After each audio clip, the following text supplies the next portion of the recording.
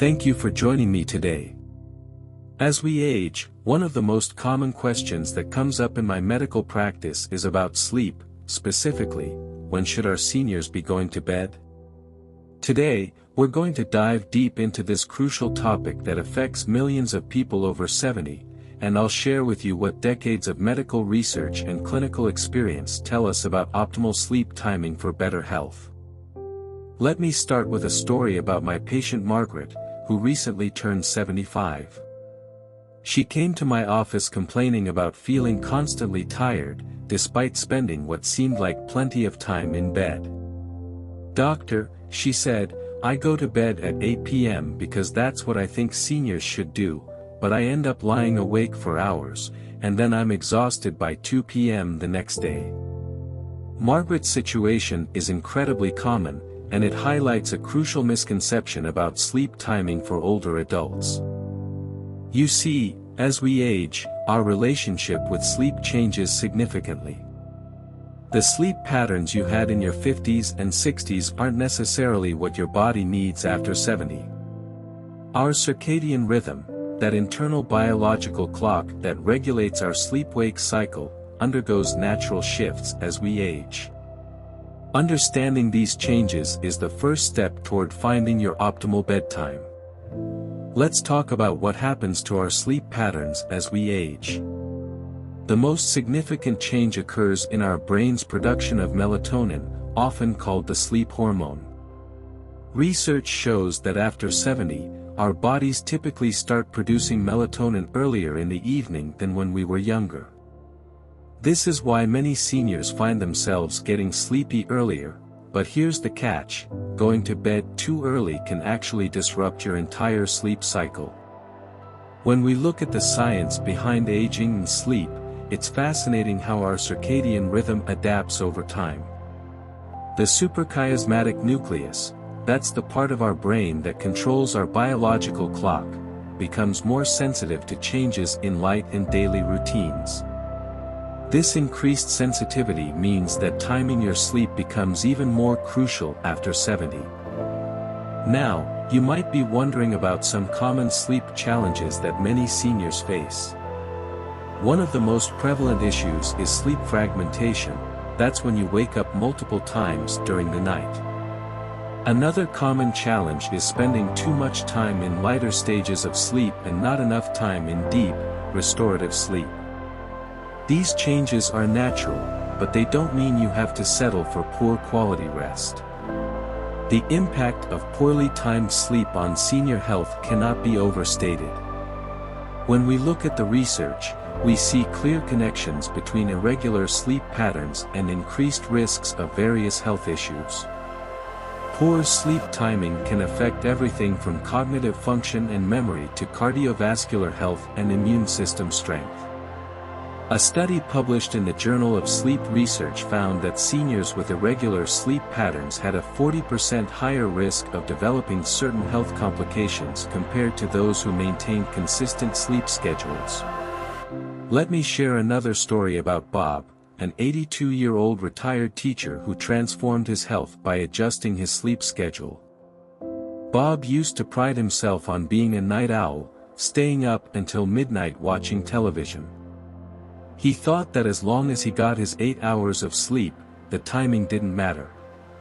But after learning about the importance of aligning his sleep schedule with his body's natural rhythm, he made some changes. The results were remarkable. His morning headaches disappeared, his blood pressure improved, and he found himself having more energy throughout the day. This brings us to an important point about individual differences. While I'm going to share specific recommendations about optimal bedtimes, it's crucial to understand that these are guidelines, not rigid rules. Every person's body is unique, and factors like personal health history, medications, and lifestyle all play important roles in determining the best sleep schedule. Let's talk about how aging affects our sleep requirements. Contrary to popular belief, older adults don't need less sleep than younger adults. They still need about 7 to 8 hours of quality sleep each night. What changes is how this sleep is obtained and, more importantly, when it should occur. The key is finding the sweet spot where your body's natural rhythm aligns with your sleep schedule. The science behind optimal sleep timing for seniors is quite complex, but let me break it down in practical terms. As we age, our body temperature rhythm shifts, typically leading to earlier temperature minimums. This means that many seniors naturally feel sleepy earlier in the evening. However, and this is crucial, this doesn't necessarily mean you should go to bed at 7 p.m. In fact, going to bed too early can lead to what sleep specialists call maintenance insomnia, where you wake up in the middle of the night and struggle to fall back asleep. Recent research from the National Sleep Foundation has shown that the timing of sleep can be just as important as the duration when it comes to health outcomes in seniors.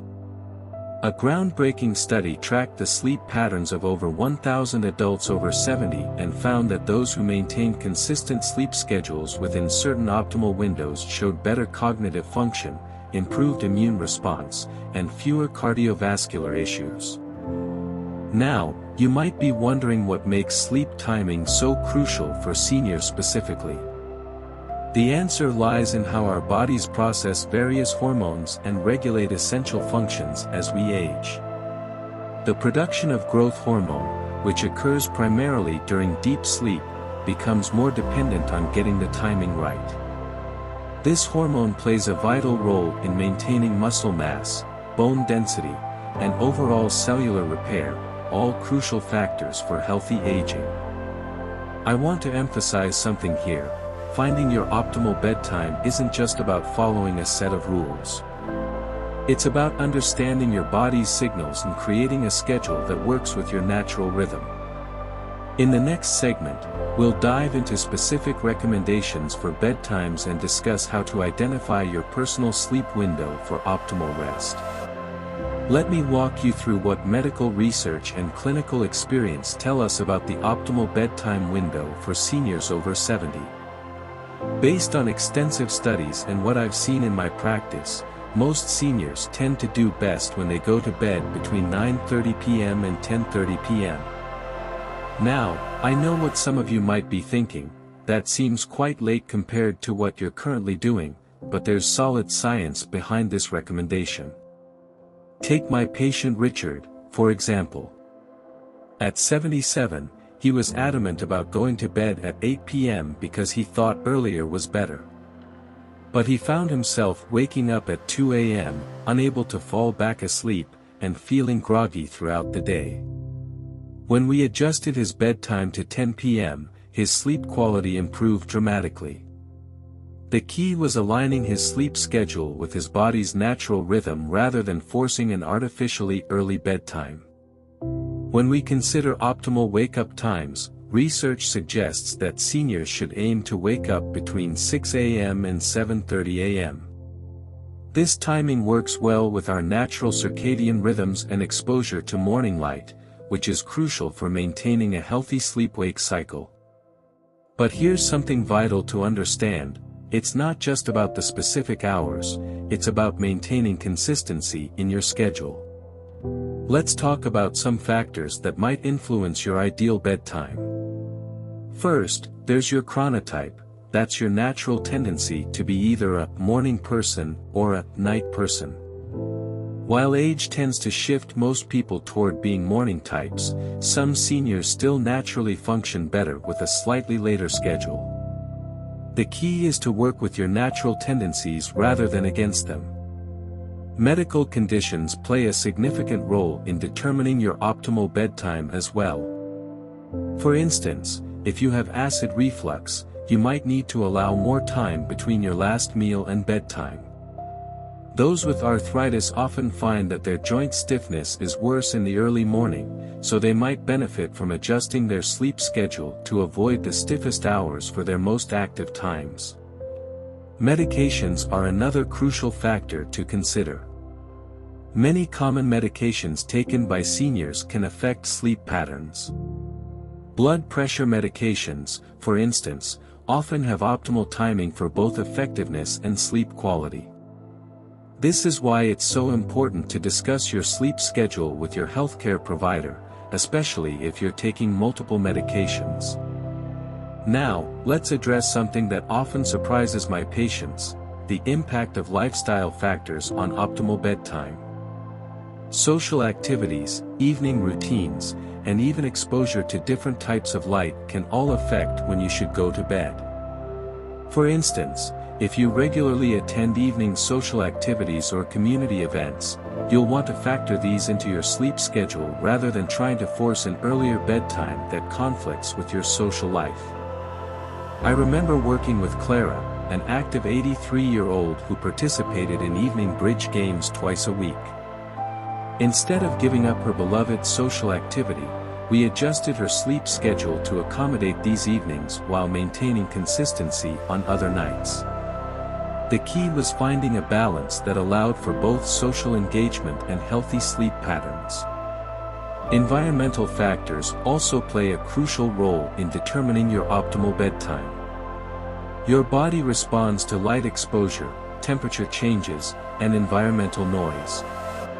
This is why I recommend starting to dim the lights about 2 hours before your intended bedtime. The gradual reduction in light helps trigger your body's natural melatonin production, making it easier to fall asleep when you do go to bed. Let's talk about temperature for a moment, because it's particularly relevant for seniors.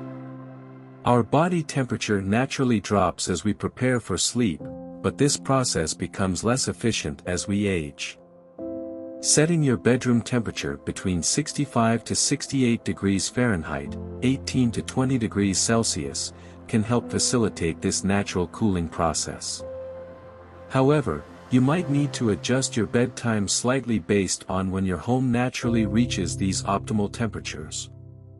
One aspect that's often overlooked is the impact of evening activities on sleep timing. Many seniors tell me they watch the evening news before bed, but the stimulating and often stressful content can make it harder to fall asleep. Instead, I recommend engaging in calming activities during the 2 hours before your chosen bedtime. This doesn't mean you have to give up staying informed, it's just about timing these activities appropriately. Here's something fascinating about sleep timing that recent research has revealed: there's a sweet spot for cognitive function based on when you go to bed and wake up. A large-scale study of adults over 70 found that those who maintained a consistent sleep schedule within the recommended window showed better memory retention and cognitive processing the next day. This isn't just about getting enough hours of sleep, it's about getting those hours at the right time. Let me share another patient story that illustrates this point.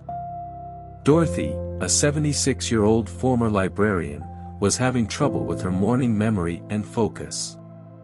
She was getting her full 8 hours of sleep, but she was going to bed at 7:30 p.m. and waking up at 3:30 a.m.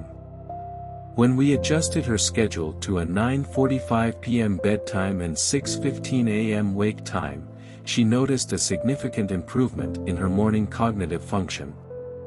The total hours hadn't changed, but the timing made all the difference. Now, I want to address a common concern about napping and how it affects nighttime sleep. Short naps, we're talking 20 to 30 minutes, can be beneficial for seniors, but their timing is crucial. The ideal window for a nap is between 1 p.m. and 3 p.m. Taking a nap too late in the day can make it harder to fall asleep at your optimal bedtime.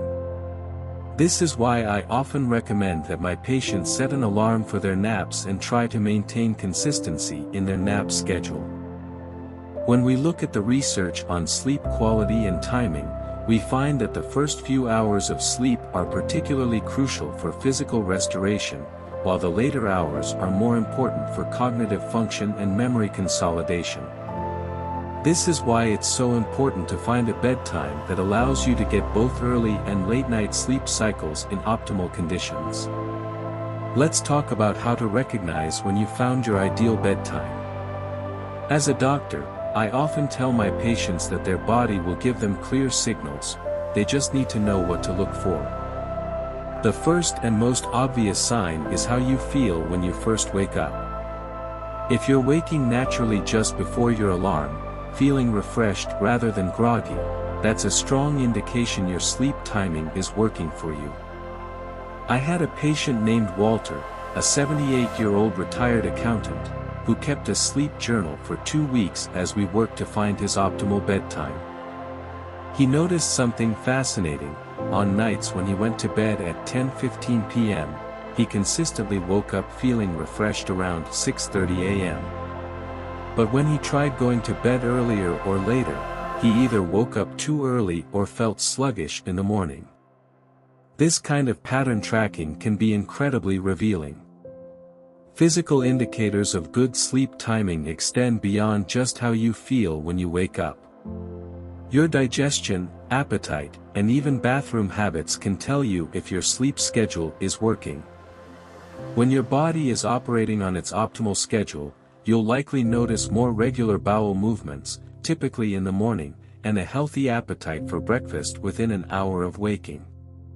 Mental clarity throughout the day is another crucial marker. Many seniors tell me they experience a fog in the afternoon, assuming it's just part of aging. But often, this mental cloudiness is directly related to sleep timing. When you're going to bed at the right time, you should be able to maintain relatively stable energy and focus throughout the day, with only a mild dip in the early afternoon. That's when a short nap might be appropriate. Here's something interesting that research has revealed about energy patterns in seniors. Our bodies naturally have 2 peak alertness periods during the day. The first typically occurs about 2 to 4 hours after waking, and the second comes in the early evening.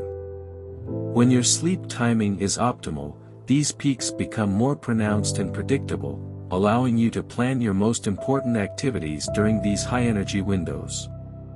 Let's address some common mistakes I see seniors make with their sleep timing.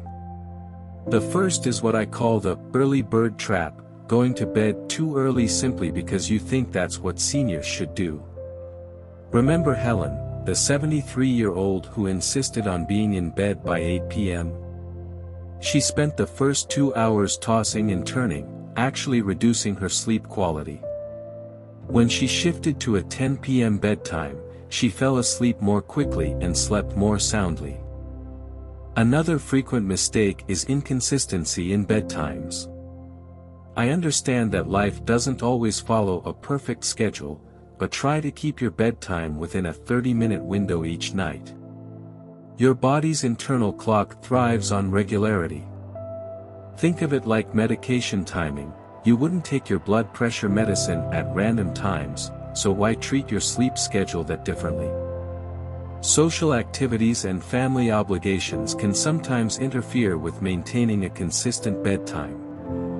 I had a patient, Frank, who struggled with this because he loved watching his grandchildren 2 evenings a week, keeping him up later than usual. We worked out a solution where he would take a slightly longer afternoon nap on those days and shift his schedule slightly to accommodate these important family moments without compromising his overall sleep pattern. Now, let's talk about recovery strategies when your sleep timing gets disrupted. It's inevitable. Special occasions, travel, or unexpected events will sometimes throw off your schedule. The key is not to panic and try to force an immediate return to your regular timing. Instead, gradually adjust your bedtime by 15-minute increments over several days until you're back on schedule. Temperature regulation becomes increasingly important as we age, and it directly affects our sleep timing. Your body temperature naturally drops as part of the sleep initiation process, but this mechanism becomes less efficient after 70. This is why I recommend starting your bedtime routine in a slightly warmer environment and gradually transitioning to a cooler bedroom. The temperature drop helps signal to your body that it's time for sleep. Let me share something fascinating about light exposure and its impact on sleep timing for seniors. Recent research has shown that older adults are more sensitive to evening light than younger people, but less sensitive to morning light. This means you need to be especially careful about exposure to bright lights and screens in the evening, while making an extra effort to get bright light exposure in the morning to help set your biological clock. One of my patients, Gloria, was struggling with her sleep timing until we discovered she was doing crossword puzzles on her tablet right before bed. The blue light from the screen was disrupting her natural melatonin production. We switched her to paper crosswords with warm lighting, and her sleep timing naturally fell into a better pattern. It's these seemingly small changes that can make a big difference. Seasonal changes can also affect your optimal bedtime, especially in regions with significant variations in daylight hours. During winter months, you might find yourself naturally wanting to go to bed earlier. This is normal, and it's okay to adjust your bedtime by 30 to 45 minutes seasonally, as long as you maintain consistency within each season. Here's an important point about evening routines that many people overlook. It's not just about what time you go to bed, but about how you transition into sleep.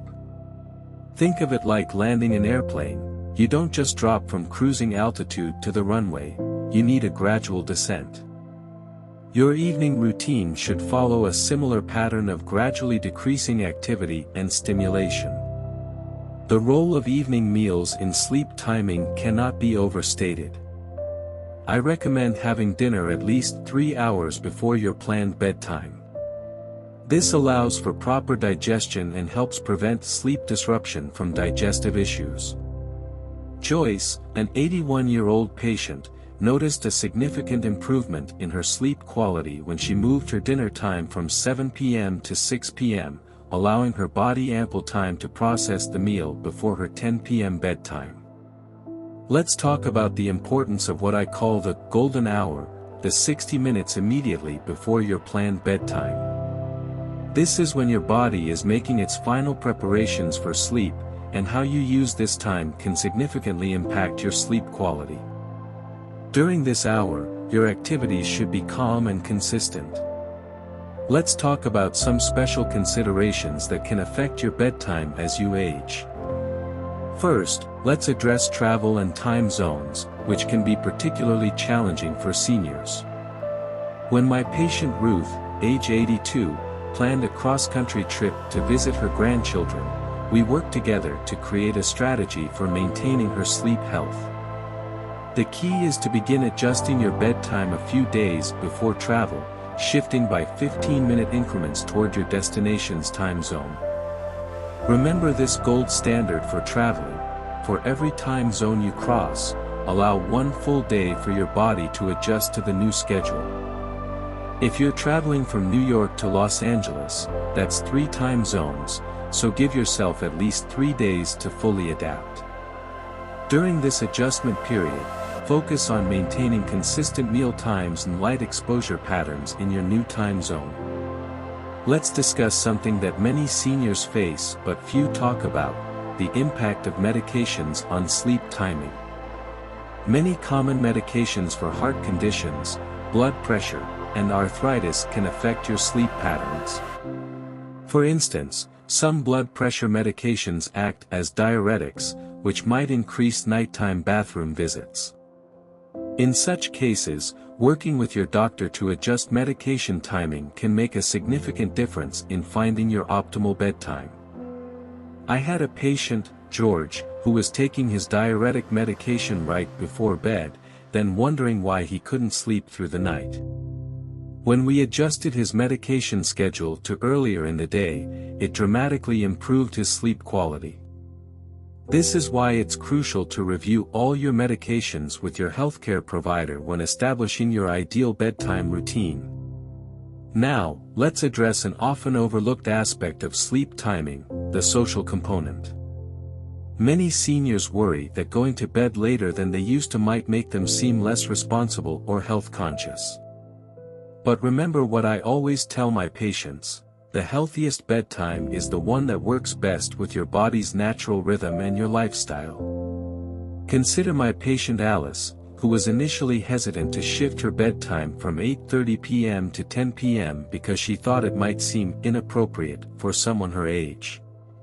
But once she made the change, not only did she sleep better, but she was able to participate more fully in evening activities with her family and friends. Your bedtime should support your life, not restrict it. Here's something crucial about maintaining your optimal sleep schedule during special occasions and holidays. While it's perfectly fine to occasionally adjust your routine for special events, the key is to have a solid plan for returning to your regular schedule. Think of it like a savings account. You can make occasional withdrawals, but you need to replenish your sleep bank promptly. Let's talk about seasonal adjustments to your sleep schedule.